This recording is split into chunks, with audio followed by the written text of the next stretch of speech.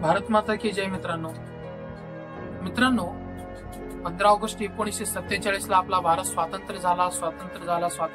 प्रत्येक भारतीय नागरिकांनी, शिक्षकांनी, विद्यार्थ्यांनी सर्वांनी बोलतात, ऐकतात, साजरा करतात.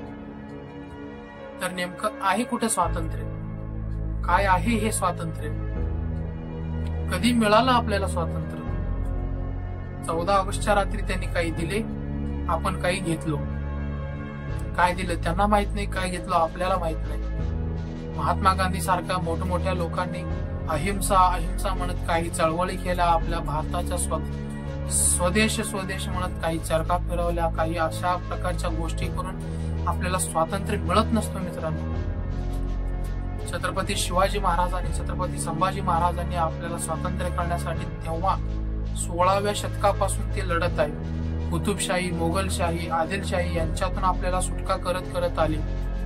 पण त्याच परकीयांच्या आधारे, त्याच परकीयांच्या मदतीने ब्रिटिशांनी आपल्या भारतामध्ये शिरले. त्यांचे गुलाम आपण झालो.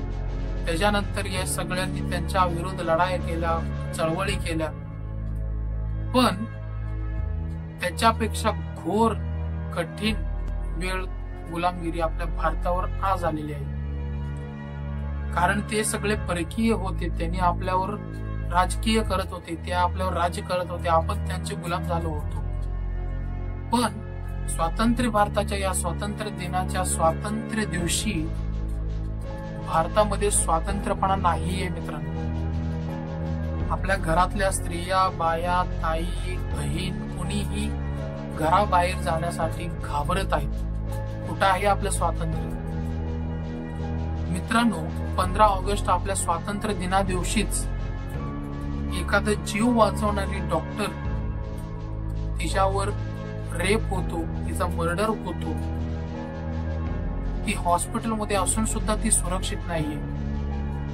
बाहेर असलेली सुद्धा एखादी नारी, एखादी स्त्री सुरक्षित नाहीये. कुठं आहे आपलं स्वातंत्र्य?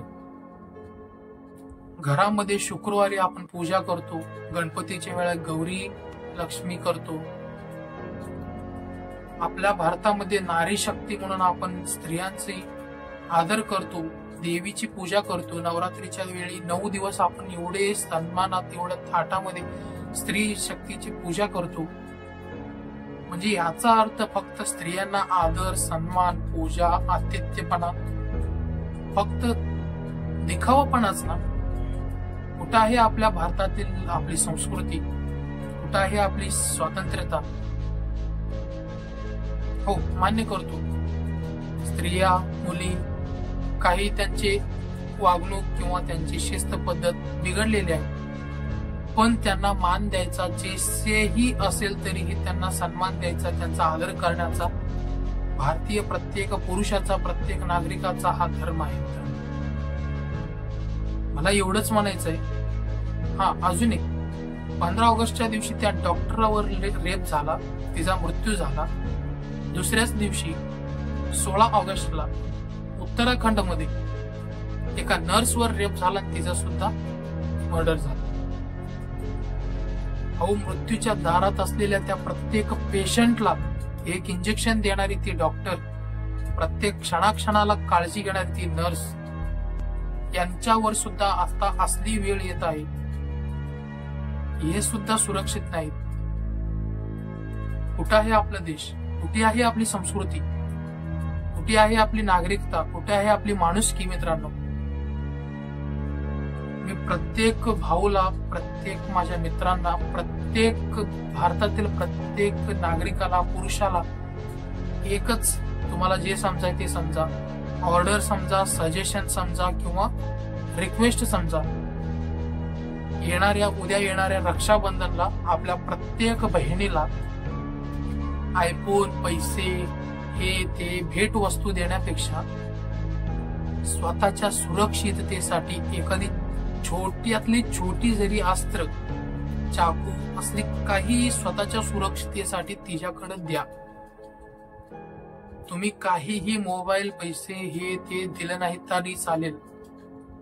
तिच्या सुरक्षितेसाठी तिच्याकडे एखादं अस्त्र द्या आणि तिच्या मागे तुम्ही सतत जसे शिवाजी महाराजांनी त्यांच्या राज्यामध्ये स्त्रियांवर अत्याचार होऊ देत नव्हते ना, त्या प्रकारे आपल्या आई बहीण या सगळ्यांवर आपली नजर पाहिजे, आपली सुरक्षितता त्यांना पाहिजे. रक्षाबंधन म्हणजे आपल्याला रक्षा करण्यासाठी बहिणीनं जे दोरा बांधते ते नाहीये, बहिणीचं आपण रक्षण करण्यासाठी बहिणीनं आपल्याला रिक्वेस्ट करते. मित्रांनो, हे आपल्या प्रत्येक भारतीयातल्या पुरुषाच्या डोक्यामध्ये उमटलं पाहिजे. आपल्या भारतामध्ये रेप झाले, मर्डर झाले तर त्याचे पुरावा हुडकत बसतात. त्याचे कोण आहे, कसं आहे, कधी केला, कसं केला, हे सगळे हुडकत हुडकत हुडकत वर्षानुवर्षे घालवतात. याच्याऐवजी तुम्हाला तुम्हाला थोडसे जरी त्याच्याबद्दल कळालं तर तो व्यक्ती कोणीही असो, कसाही असो, कुठल्याही व्यक्तीचा मुलगा, कुठल्याही नागरिक म्हणजे कुठल्याही राजकीय पक्षाचा कोणीही असो, तो त्याला तिथल्या तिथंच शिक्षा झाली पाहिजे. मित्रांनो, ही आजकालची पिढी मेणबत्ती जाळतात, जस्टिस जस्टिस म्हणत मेणबत्ती जाळतात, बॅनर लावतात, फोटो लावतात, मौन म्हणजे असे साजरा करतात. पण यांना आपली संस्कृती किंवा आपला इतिहास का लक्षात येत नाहीये? रामायण आणि महाभारतापासून स्त्रीवर अत्याचार झाला तर जाळण्याची प्रथा आहे. साक्षात प्रभू हनुमंतांनी लंका जाळली होती आणि महाभारतामध्ये सुद्धा फक्त एका स्त्रीमुळे पूर्ण महाभारत घडलेले. मित्रांनो, आपल्या संस्कृतीमध्ये, आपल्या इतिहासामध्ये जिथं त्याला जाळण्याची प्रथा आहे, तर इथं तुम्ही मेणबत्ती का जाळता? जो केलं त्याला जाळा, मेणबत्ती नका जाळू. मला एवढंच सांगायचं आहे, प्रत्येक भाऊनं, भारतातील प्रत्येक पुरुषानं आपल्या बहिणीकडं, आपल्या घरातल्या प्रत्येक स्त्री असो किंवा आपल्या समाजातील प्रत्येक स्त्रीला सुरक्षितता द्या, चांगल्या नजरेनं पहा आणि रक्षाबंधनच्या दिवशी तिच्याकडे एखादं शस्त्र द्या. हे का सांगतोय तर साक्षात श्री विष्णूने, श्री कृष्णाने सांगितलेलं आहे की स्त्री रक्षा, गोरक्षा, धर्मरक्षा आणि स्वरक्षेसाठी वेळ आली तर शस्त्र उचललेलं हे कधीही पाप नाही. प्रभू श्रीकृष्णाच्या या वाक्यानुसार, तुमच्या या तत्वानुसार तुम्ही चालत राहा, कधीही तुमच्यावर संकट येणार नाही. जरी आलं तरी तुम्ही स्वतः शस्त्र उठून स्वतः रक्षण करून घ्या. प्रत्येक भारतातील ताईंना माझं एकच रिक्वेस्ट आहे, पुस्तक धरलेली सरस्वती होते, हातात शस्त्र धरलेली कालिका होती. नारी शक्ती पूजित असलेला आपला हा भारत देश कधी सरस्वती होते तर कधी कालिका सुद्धा होऊ शकते. प्रत्येक ताईंना एकच सांगतो, स्वतःच्या रक्षणासाठी काहीही करा.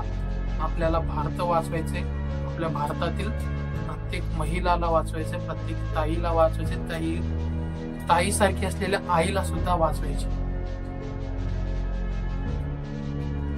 हा, आणखी एक, महाराष्ट्रामध्ये लाडकी बहीण योजना जे चालू झालेलं आहे, मी या सर्व लोकांना, या नेत्यांना एक सजेशन म्हणून सांगू शकतो की आपल्या भारतातील महिलांना किंवा आपल्या राज्यातील महिलांना लाडकी बहीण योजना म्हणून पैसे देण्यापेक्षा लाडकी बहिणीची सुरक्षा म्हणून या रक्षाबंधन पासून तुम्ही एखादी असं सुरक्षेची योजना चालू करा, जेणेकरून आपल्या महाराष्ट्रातील, आपल्या देशातील, आपल्या गल्लीतील, आपल्या समाजातील प्रत्येक स्त्री सुरक्षित राहील.